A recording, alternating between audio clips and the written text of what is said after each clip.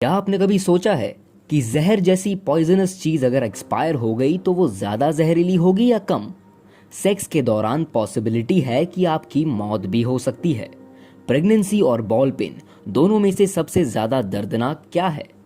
ऐसे ही 5 कुछ अजीब लेकिन दिलचस्प सवालों के बारे में आज हम बात करने वाले हैं, जिनके जवाब आपको मिलेंगे आज के इस वीडियो में। तो जानने के लिए बने रहिए हमारे साथ वीडियो के एंड तक। तो नमस्कार दोस्तों, नॉलेज सेंट्रल हिंदी के एक और अमेजिंग वीडियो में आपका स्वागत है, जहां हम ऐसे ही कई इंटरेस्टिंग टॉपिक्स पे वीडियोस लाते रहते हैं। तो उन्हें मिस नहीं करना चाहते तो चैनल को सब्सक्राइब करके बेल आइकन प्रेस करना ना भूलें। नंबर 1, पॉइजन की एक्सपायरी डेट। अब आजकल अगर आप कोई भी खाने पीने का सामान बाजार में लेने जाए जो कि पैकेजिंग में अवेलेबल होता है, तो हम एक बार उसकी एक्सपायरी डेट जरूर चेक करते हैं, जो कि अच्छी बात है, क्योंकि अगर आप कोई भी एक्सपायर्ड चीज खा या पी ले तो आपको फूड पॉइजनिंग हो सकती है, क्योंकि वो चीज अब पॉइजनस हो चुकी है। पर क्या जहर के केस में ये चीज लागू होती है? तो उसका जवाब है हाँ भी और ना भी। एक्चुअली ये टोटली डिपेंड करता है उस पॉइजन पर और उसे कैसे स्टोर किया जाता है।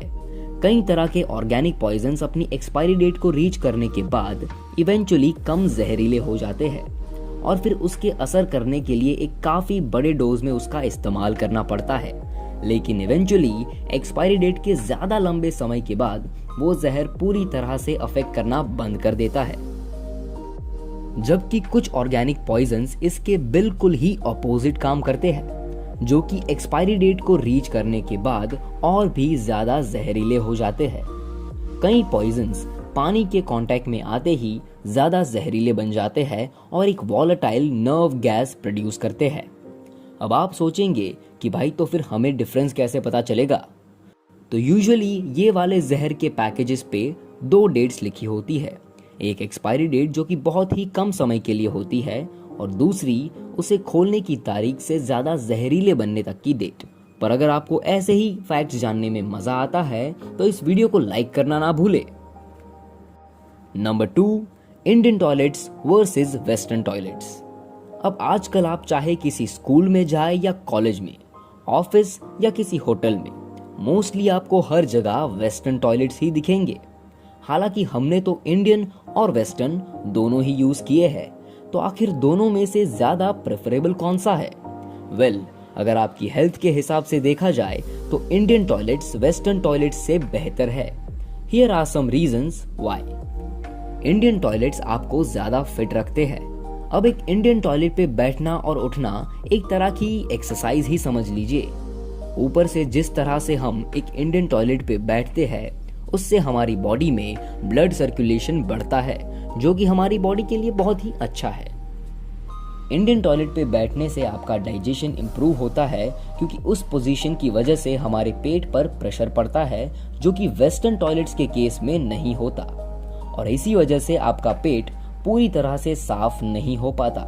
लेकिन इंडियन टॉयलेट्स के केस में ये प्रॉब्लम सॉल्व हो जाती है, जिससे कॉन्स्टिपेशन, अपेंडिक्स जैसी कई प्रॉब्लम से बचा जा सकता है।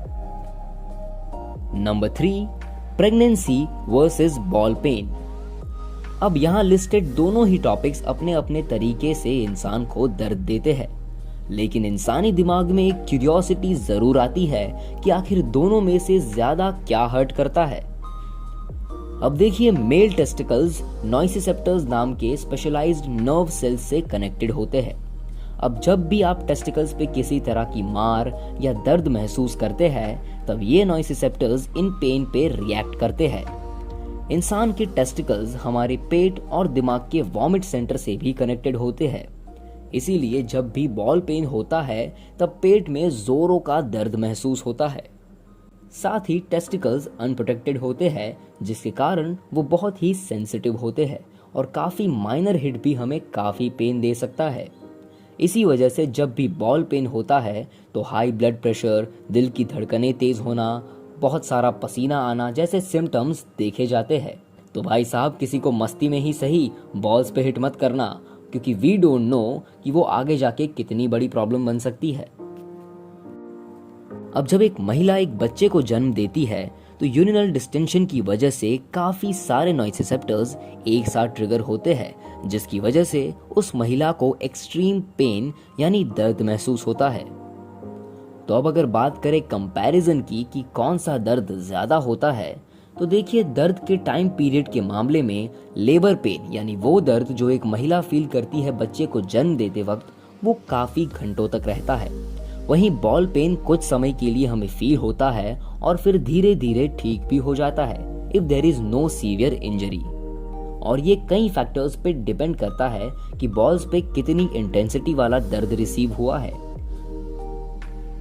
तो इस तरह से हम ये कंक्लूजन पे पहुंचते हैं कि दर्द एक सब्जेक्टिव चीज है, जिसकी इंटेंसिटी के मामले में बॉल पेन ज्यादा हो सकता है और टाइम पीरियड के मामले में प्रेगनेंसी पेन। आपको क्या लगता है, हमें कमेंट्स में जरूर बताएं। Number 4, the speed of darkness. अब चाहे स्कूल की किताब हो या इंटरनेट पे, आप चाहे साइंस के स्टूडेंट हो या नहीं, लेकिन आपने कभी ना कभी लाइट की स्पीड के बारे में जरूर सुना होगा।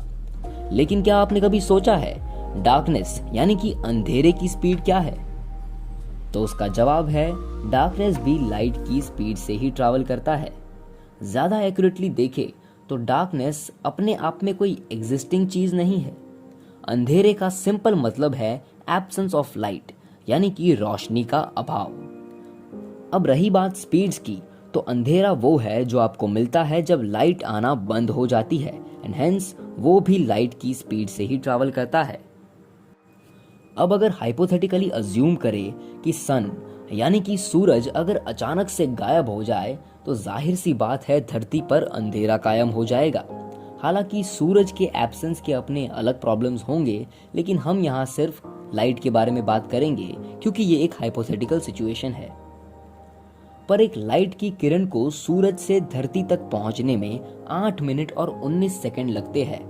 यानी सूरज की वो आखिरी किरण जो उससे निकली होगी, गायब होने से एग्जैक्टली पहले उसे भी अर्थ तक पहुंचने में 8 मिनट और 19 सेकंड लगेंगे, और उसके बाद के अंधेरे यानी डार्कनेस को भी धरती तक पहुंचने में सेम टाइम लगेगा। यानी अगर सच में सूरज गायब हो गया, तो गायब होने के एग्जैक्टली 8 मिनट और 19 सेकंड के बाद हमें पता चलेगा, क्योंकि वो डार्कनेस कुछ टाइम के बाद हम तक पहुंचा है। नंबर 5, कि क्या सेक्स के कारण डेथ हो सकती है? जी हाँ, सुनने में ये जितना अजीब लगता है, तो सोचो अगर सच में हो जाए तो कैसा होगा। लेकिन हाँ, पॉसिबल जरूर है। सेक्स के दौरान डेथ के कई रीजंस हो सकते हैं।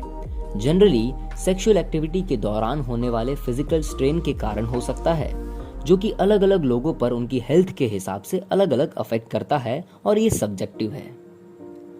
अब लोगों के बीच sexual intimacy as well as orgasms के कारण हमारी बॉडी में ऑक्सीटोसिन नाम का एक हार्मोन ट्रिगर होता है, जिसे द लव हार्मोन भी कहा जाता है, जो कि एक रिलेशनशिप में दो लोगों के बीच एक अनोखा बॉन्ड बनाने में बहुत हेल्पफुल होता है, और इससे एक मूड रिपेयर स्ट्रेटेजी के रूप में भी यूज किया जाता है। अब जैसे कि पहले मेंशन किया गया कि सेक्स के दौरान डेथ के कई रीजंस हो सकते हैं। सहमति से होने वाले सेक्स के दौरान होने वाली मौतों में से 0.6% सडन डेथ होती है, यानी कि ऑन द स्पॉट। एक और रीजन है वायग्रा। आमतौर पर तो इसे एक सुरक्षित ड्रग माना जाता है, लेकिन बुजुर्गों और कमजोर पुरुषों में वायग्रा का डोज सेक्स के दौरान डेथ का कारण बन सकता है। तो अगर आपकी बॉडी थोड़ी कमजोर है या आपकी उम्र ज्यादा है, तो इन आर्टिफिशियल दवाओं का उपयोग टालें। अब ये बातें सिर्फ कागज पे लिखे जाने वाली बातें नहीं है। एक्चुअली रियल लाइफ में भी ऐसी कई घटनाएं घट चुकी है। नेल्सन रॉकफेलर, जो कि अमेरिका के फॉर्मर वाइस प्रेसिडेंट थे, उनकी 70 साल की उम्र में 1979 में हार्ट अटैक की वजह से मौत हुई थी, जिसका कारण बताया जाता है कि वो ऑर्गेजम के कारण हुआ था जब वो अपनी सेक्रेटरी मेगन मर्शक के साथ फिजिकली इंटीमेट हुए थे। और ये तो सिर्फ एक एग्जाम्पल है, ऐसे कई केसेस आपको जरूर मिल जाएंगे इंटरनेट पे। लेकिन एक और चीज है जो कि आपको मिल जाएगी, वो है लाइक बटन, तो उसे दबाना ना भूले। साथ ही हम ऐसे ही कई सारे दिलचस्प टॉपिक्स पे वीडियोस लाते रहते हैं, तो उन्हें मिस नहीं करना चाहते तो चैनल को सब्सक्राइब करके बेल आइकन हिट करना ना भूले, ताकि हमें ऐसे ही वीडियोस बनाने का मोटिवेशन मिलता रहे।